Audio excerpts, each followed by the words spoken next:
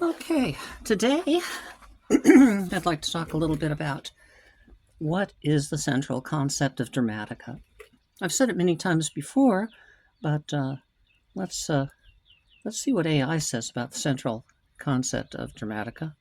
Here we go. AI, ChatGPT. What is the central concept of Dramatica? ChatGPT knows a lot about Dramatica. You'd be surprised. The central concept of Dramatica is that every complete story is an analogy to a single mind trying to solve a problem. This is called the story mind. In other words, a story's characters, plot, theme, and genre are not just random elements. Together, they represent different parts or functions of a mind at work, addressing a central inequity or conflict.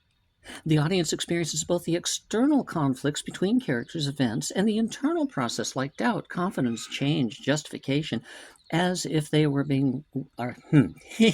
as if they were witnessing both the workings of a single mind and the different players within it. Okay, from this insight, Dramatica builds out its entire theory of story structure and dynamics. Would you like a quick diagram or metaphor to illustrate how the story mind works? Well, normally I would say no, but since we haven't tried this before, I'll just say sure. Okay, and simple metaphor. The story mind is a crossroads. Never heard this one before. This is interesting. Imagine a single person standing at a crossroads facing a difficult life decision.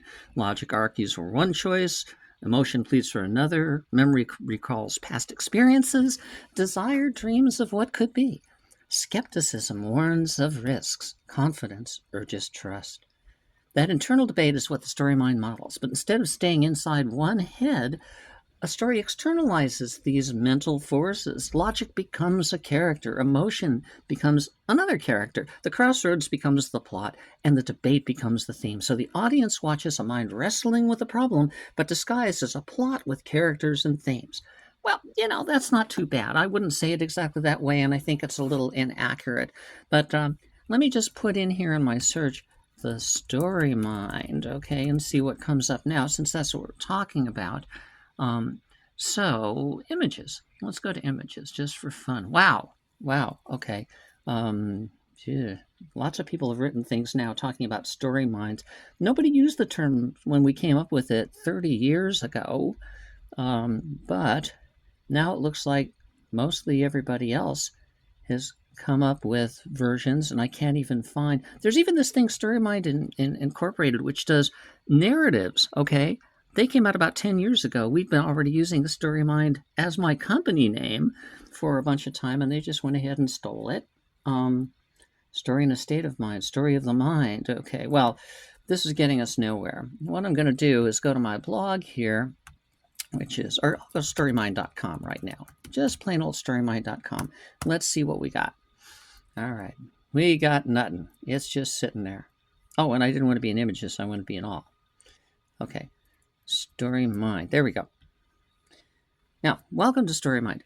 I used to have on the sides of this all kinds of links and everything because I was selling software and trying to make money and get the theory out there and make a name for myself. But I'm 72 now. I'm retired and I don't care about all that stuff anymore.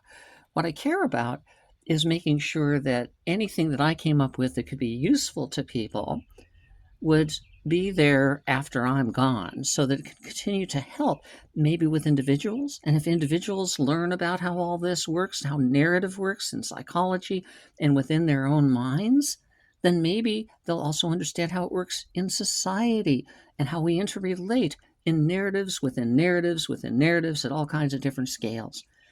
Now, if that can happen, maybe, just maybe, we'll end up having a little more understanding in the world.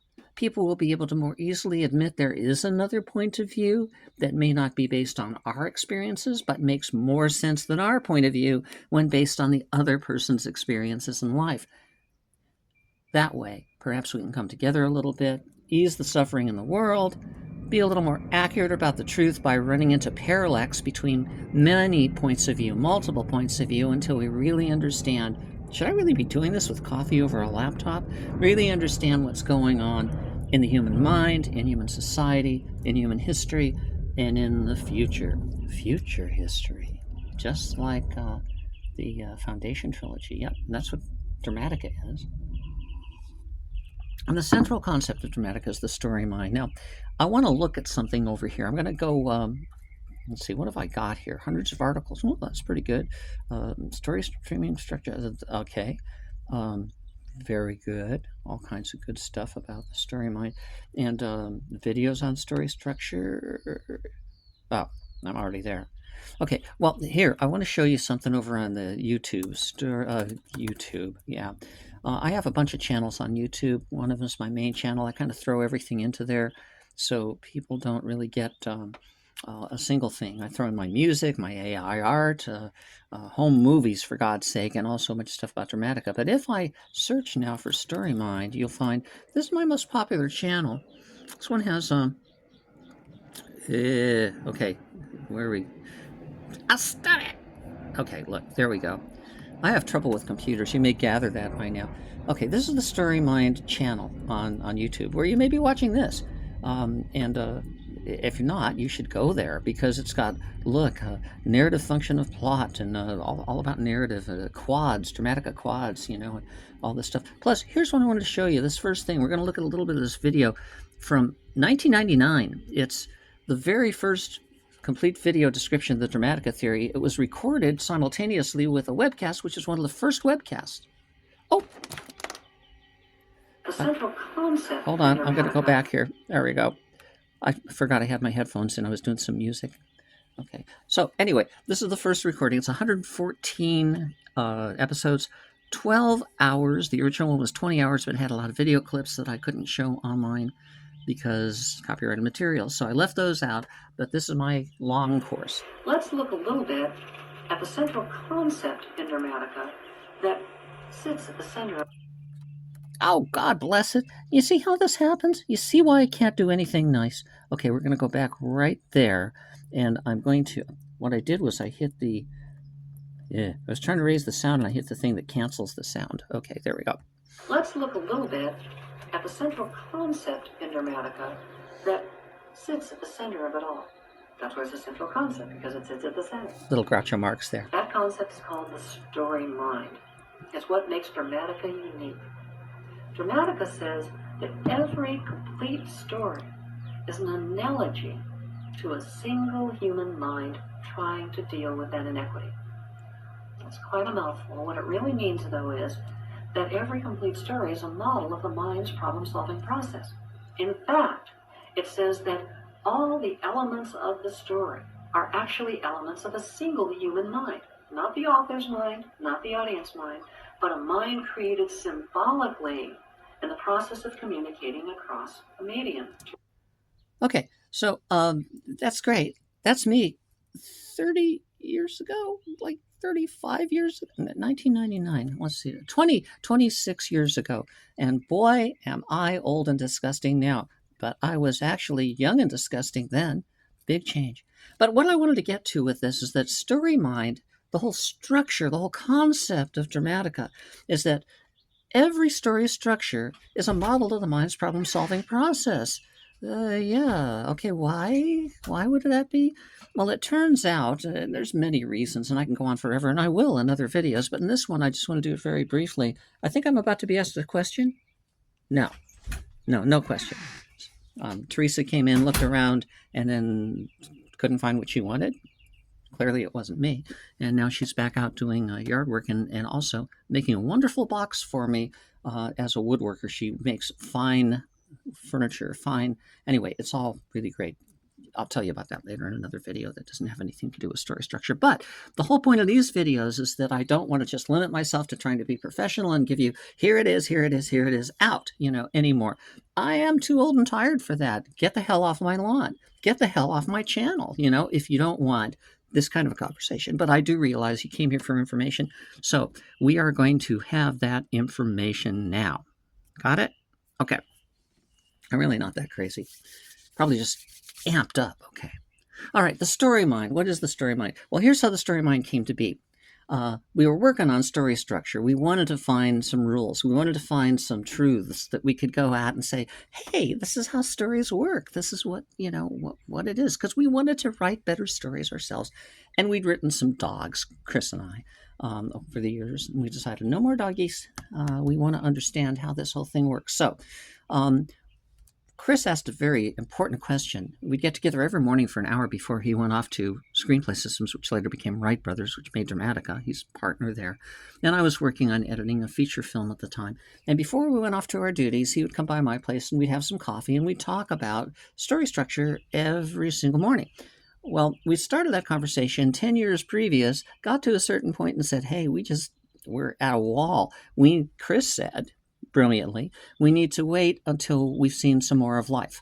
So he said, let's just put it on hold for now and we'll come back later. And about 10 years later, maybe even a little more, I got a call and he said, you know that theory of story we were working with 10 years ago? I said, well, I sure do, Chris. And he said, well, I'm thinking well, he didn't actually talk like that, but my impression, I'm thinking we really need to get together and start work again because I think we've seen enough of life to make sense of it all. And I said, by golly, you're right. So we got together at a little booth in a place called the Coral Cafe about, well, I don't want to tell you how close to my home. Maybe I'll get stalked.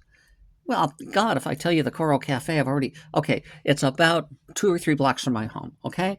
And we had a booth, which is one of the ones up front nearest the door where you enter.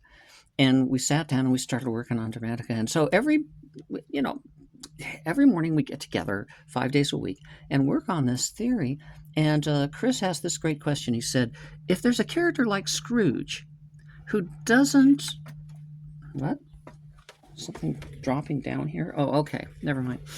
If there's a character like Scrooge who's actually the cause of all the problems in the story, problems for himself and problems for others, it's because of his attitude. How come he doesn't see it? Clearly he doesn't see it. He sees another view of the world in which he's not the villain, another view of the world in which life is hard and people can't be trusted and everybody's going to sell you out and nobody's kind and all that. How did that happen? And how does it prevent him from seeing the truth? Even if, in fact, he was confronted with it, he would deny it. No, that's not true. This is a horrible world.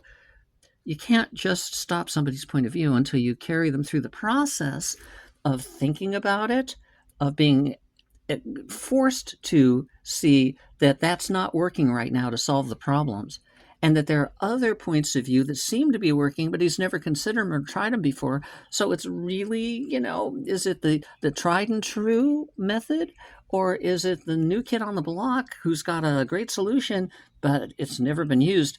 And what makes it hard is there's a moment of critical choice at which you have to then decide, a leap of faith. Without enough evidence to go one way or the other, do you go with the old one that's failing or the new one that promises to succeed but hasn't really been tried when everything's on the table, everything's riding on it? That's what stories are about. But why a story mind? Well, when Chris asked that question about Scrooge, why he didn't see it, our answer after a few days of thinking about it was there was some sort of blind spot, some sort of area that they couldn't look into. What is a blind spot? It's sort of like a black hole of the mind. What is it? Where does it come from? How does it form? And how do you get rid of something like that? Okay, so we started saying, well, let's look at the psychology of the main character. Let's try to understand what he's going through. And we began to put Post-it notes up all over at Wright Brothers Screenplay Systems at the time, in the conference room, and where we would meet. I had an office there, and so we'd put these up, and sometimes we'd say, well, in looking at movies, we can see the main characters talking about what they know and what they don't know. So knowledge became one of them. They're talking about what's moral and what's immoral. They're talking about what they have faith in and what they don't believe. And so all of these different, okay, so we put up like scores of these things on the walls, and we found out that looking at all those scores of things, there was some consistency. Some of them seemed like they would group together, like faith and disbelief. Okay, they should be grouped into some sort of family. So we started grouping these things, and as we began to group them out of all these scores of them, we discovered that they fell into these quad patterns. It turns out that whenever you wanted to group them, there were 4 items that went together, and if there were more items, it's because they were different words we'd seen that really meant the same thing and ought to be combined into one. Whole point is, that we ended up with a pretty good map of the psychology of main characters, not just Scrooge, but all kinds of folks from Luke Skywalker to Dorothy and the Wizard of Oz. Some of them archetypal, some of them Hamlet, for God's sake. Okay, so, well, maybe not for God's sake, but for sake of argument. All right, so we had all that information up there, and we looked at it, and we looked at it, and we looked at it, and we kind of understood a little bit about what was going on, but there was something that just didn't fit. We found that, in fact, some of these things, if you took 4 of them in a family, there was an overall family heading. Like you could say, okay, one of the things we're looking at is we're looking at the way the characters see the universe. And in the universe, they might look at the past, the present, the future, or the progress that's being made in the universe. 4 items under a larger family, which we called a parent. If that isn't a parent, I don't know what is. Anyway, it was a parent, okay? And these were the children. And eventually we found that we actually could go down like 4 levels of these things. Parents and children, and each of the children, you can see that, each of the children then went down and broke into 4, and then each of those children broke. It seemed that was built into these things. We didn't impose it. It was just what we discovered in looking at all these main characters, that's the pattern it had. Once we started looking for the psychology of the main character, that was the beginning of the breakthrough. But there was something else. We went through and saw that there's a bunch of terms here that don't really seem to apply to the main character, but they are psychology and they are in the story. Terms that just aren't talked about by the main character, aren't of interest to the main character, but they're still in the story. So what are we dealing with here? Another character that has these traits, or are they distributed among the characters who aren't the main character? Then one day I had the eureka moment when I looked at the wall and I said, oh my God. I stood there. I actually stood there. Oh my God. Or some equivalent. So close enough. Anyway, I looked at it and it hit me right at that moment like a light switch. I kid you not. I said, wait a minute. Maybe those psychological terms are not about the main character. They're about the story itself. Maybe story structure is not just about the psychology of the main character. Maybe it's about the psychology of the story. Well, how can it be about the psychology of the story? It's a thing, not a person. And then I thought to myself, maybe the story is representative of the human mind. And the main character is like that sense of self within ourselves. And all the other characters are facets of that mind. Like when we look at the intellectual character, the character of reason, a reason archetype, who's always trying to solve things by using their logic. And then we look at a character who's the opposite of that, the emotion, who's always trying to solve problems by looking at it passionately, what feels right, okay? And they get into clashes. Sometimes they agree, sometimes they don't agree. I didn't know all that then. All I knew at that moment was, okay, there's a psychology to the story itself as if it were a super mind. And the main character is in that story, and they have their own psychology. Whoa, that differential. I mean, that's weird. So I went running down the hall, literally, well, or at least, fast walking, as fast as I could, all the way down the hall to where Chris's office was, and I burst through the open door, you can imagine that, and said, Chris, I think it's not just the psychology of the main character, but the things we're seeing are the psychology of the mind of the story itself. And he said, wait a minute. And then he got up like he often did when I hit him with a new theory concept, and he laid right down on the carpet in front of his desk. He needed to do this because for theory concepts, he had to block out the rest of the world. So he laid down, closed his eyes, clasped his hands over his chest, and when he did that, he waited for about 2 or 3 minutes.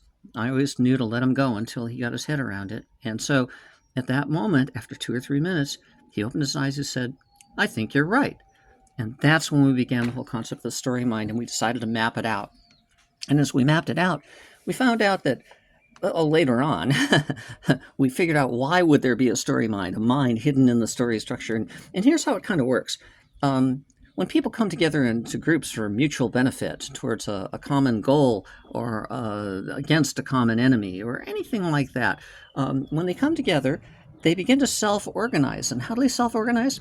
Well, the very same traits that we all have within us, reason and emotion, skepticism and faith and all of these things that we have within ourselves, there will be characters who will emerge when we get together in a group where one becomes the voice of reason, one becomes the resident skeptic, one becomes the one who uses logic, one becomes the passionate voice of the group, the voice of humanity, as it were.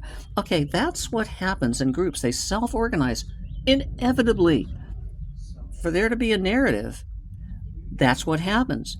When that happens, it becomes a narrative. So it works both ways. And the reason for that is that when we solve problems on our own, we're each a general practitioner for our own lives. We use our logic, we use our passion, we use our faith, we use our disbelief, we use all kinds of different traits. There's actually 8 archetypal traits and 64 individual ones, if you break those down into their small components, that we're using all the time on every problem we have. And every individual problem we have is its own narrative. So we may be juggling, I don't know, hundreds of narratives in our lives sometimes. Big ones like the narrative with our relationship, or the narrative at work with our boss, or the narrative about how our kids are doing in school. But there's lots of little ones like, I don't know, should I have the toast or should I have the scrambled eggs? I struggle with that every single morning. I imagine you do too. Well, perhaps that's presumptuous on my part. Anyway, what I'm getting at is that we all contain these elements. Every single one of us. It's what makes us all human beings. We all have all those elements. It's just the experiences we have that tell us which ones to bring into play at which point in a narrative, which is a problem-solving process, to try and figure out what's going on, number one, and number two, what are we going to do about it? What's our plan, our battle plan? How are we going to alter things in order to accommodate what our needs are based on our human experiences that load up the variables of all of these aspects of ourselves that we all carry, each and every one. You hear me? Okay, so what's going on then is that each of us is a general practitioner in our own life, a jack of all trades, sometimes masters of few, none, some. But when we come together in groups, some of us have a tendency to be more adept or more interested in doing the job of looking at things reasonably, and others want to look at it more passionately. And so those who are drawn by their individual natures and their experiences that lead them to favor particular kinds of problem solving, they will emerge as the voice of reason, or the resident skeptic, or the faithful supporter, or the doubting Thomas. All of these characters will emerge automatically as people gravitate towards taking that point of view within the larger group mind. And what you have, because authors over hundreds of generations,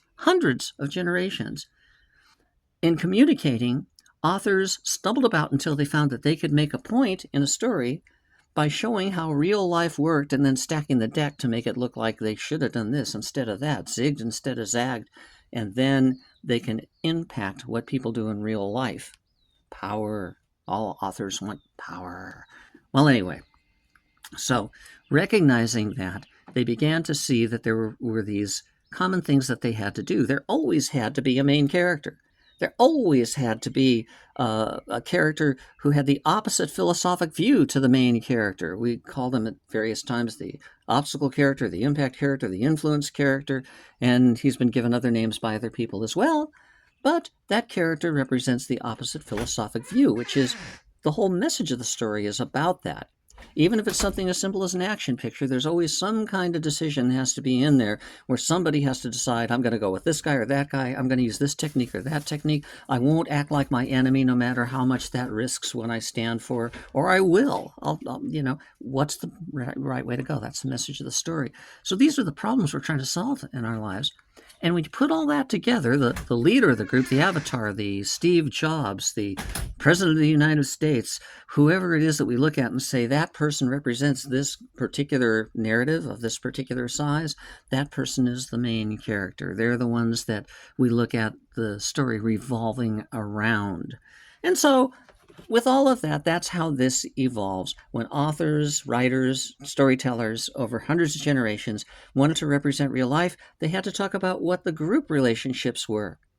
And quite without intending it, they did find the conventions of storytelling that included the reason character and the emotion character and all the others, because that's in there always when a group finally congeals into a narrative. Okay, there's lots of things before a group congeals into a narrative. It's like before a solar system is a solar system, you got all this interstellar gas. But once it forms a solar system, things are going to orbit. And that's what is going on here societally. Anyway, so with that in mind, then we find that the main character, like each of us, is a general practitioner working on his particular problem. And the story has a problem at large in which the main character is a part, but the only one that we stand in their shoes and understand what they're going through internally as they're trying to solve the problem and also fulfill their role in the larger picture. The same way in a group, we would join a club, an organization. We would be part of, we are the state of California. We are the Johnsons. That's our family. And when you have a group of any kind, then that group takes on an identity. That group tries to accomplish things as a group. That group, God, I need some coffee here. That group will have its own agenda, and we will be assigned duties within the group. And there are certain things we'd like to affect within the group to adjust its trajectory socially, activity-wise. So we have a relationship with that group of which we are a part, and we may be parts of many groups like the family and the office and the sports fan and the, we did service in a war or something, and we have that. So we all have these different kinds of groups that we belong to, fans of a television show. So anyway, we have the larger concern, and within us we have that smaller concern. And stories are about how does the individual deal with their role in the larger group while they're also trying to solve the problem that they have as a general practitioner within themselves. It's that differential nobody ever saw before because they thought stories were just linear. This happens, this happens, this happens, this happens, this happens. And you go from the beginning to the middle to the end, which is what Aristotle said in Poetics. For everything there's a beginning and there's an end, and the rest of it's the middle. That's pretty much what he said in the works that we have in Poetics. Anyway, but the whole idea is that it's actually two fractal levels. There's the level of the individual who is the general practitioner and the greater fractal representation of exactly the same kind of structure and dynamics of the mind at large. That's what the story mind is. Now, how the hell is that going to be of interest to any writers? It's not. You have to be freaking insane as I am, or just strangely attracted to this kind of understanding of the underpinnings of psychology, the underpinnings of society, the underpinnings of our entire species. And sometimes I wonder if other species as well have exactly the same kind of thing, if they've got similar mammalian brains with a left side and a right side, and all of this neural networks and ganglia and boutons and all that shit, neurology. Anyway, but the point is that nobody who's doing stories is interested in this. So fortunately, as I mentioned at the beginning of this one, I think we have just come together to do a joint effort in a brand new company with another company I can't quite mention yet until we make the public announcement.